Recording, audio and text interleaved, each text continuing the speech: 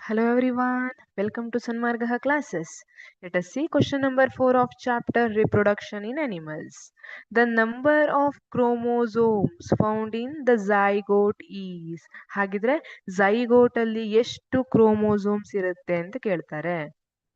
Okay, zygote ಅಂದ್ರೆ ಏನಂತ ನಾನು ಕೇಳ್ತೀನಿ. ಹಾಗಿದ್ರೆ ವಾಟ್ ಈಸ್ zygote?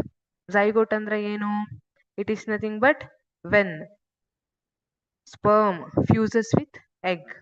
ಅವಾಗ ಫರ್ಟಿಲೈಸೇಷನ್ ಅಂತ ಹೇಳ್ತೀವಿ. Fertilization leads to the formation of zygote. Zygote contains only one nucleus. ಒಂದೇ ನ್ಯೂಕ್ಲಿಯಸ್ ಇರ್ತದೆ ಝೈಗೋಟ್ ಅಲ್ಲಿ. ಈಗ ಹಾಗಿದ್ರೆ ಝೈಗೋಟ್ ಅಲ್ಲಿ ನಂಬರ್ ಆಫ್ ಕ್ರೋಮೋಸೋಮ್ಸ್ ಫೌಂಡ್ ಯಾವಾಗ್ಲೂ ಎಷ್ಟು ಸೆಟ್ ಆಫ್ ಕ್ರೋಮೋಸೋಮ್ಸ್ ಇದೆ ಅಂತ ಹೇಳ್ತೀವಿ? 2n ಸೆಟ್ ಆಫ್ ಕ್ರೋಮೋಸೋಮ್ಸ್ ಇದೆ ಅಂತ ಹೇಳ್ತೀವಿ. ಇಲ್ಲಿ ನಮ್ ಹ್ಯೂಮನ್ ಅಲ್ಲಿ 23 ಪೇರ್ಸ್ ಕ್ರೋಮೋಸೋಮ್ ಇರುತ್ತೆ. 23 ಪೇರ್ಸ್ ಅಂದ್ರೆ 46 ಕ್ರೋಮೋಸೋಮ್ಸ್ ಆಗಿರುತ್ತೆ. ಸೊ ಈ 46 ಕ್ರೋಮೋಸೋಮ್ಸ್ ಏನಿದೆ, 23 from male and 23 from female ಬಂದಿರುತ್ತೆ. ಹಾಗಾಗಿ ನಾವು ಅದನ್ನ 2n ಅಂತ ಕರೆದಿರ್ತೀವಿ.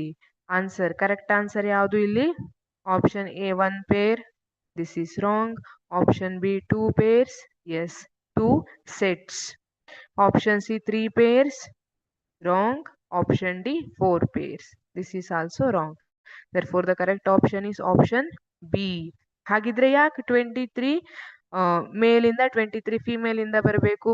46 ಇದೆ ಅಲ್ಲ, 46 ಬರ್ಬೋದಿತ್ತಲ್ಲ. ಅಂದ್ರೆ ಸಿ, ಈ ಕ್ರೋಮೋಸೋಮ್ಸ್ ಏನಿದೆ ಅವು ಹೆರಿಡಿಟಿಗೆ ರೀಸನ್ ಆಗಿರುವಂತ ಒಂದು ಪಾರ್ಟ್ ಇರುತ್ತೆ ಕ್ರೋಮೋಸೋಮ್ಸ್.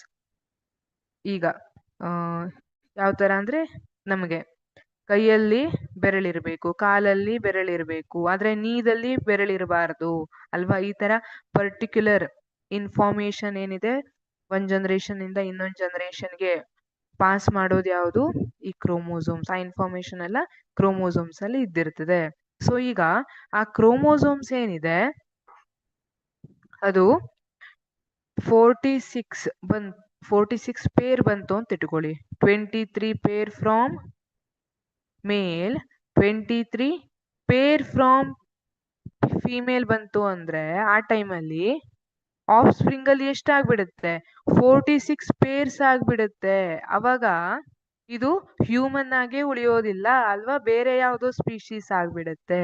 ಸೊ 23 ಮಾತ್ರ ಬರುತ್ತೆ ಮೇಲಿಂದ, 23 ಮಾತ್ರ ಬರುತ್ತೆ ಫಿಮೇಲಿಂದ. ಹಾಗಾಗಿ ಇದನ್ನ 2n ಅಂತ ಕರೆದಿರ್ತೀವಿ. 2n ಸೆಟ್ಸ್ ಅಂತ ಹೇಳ್ತೀವಿ.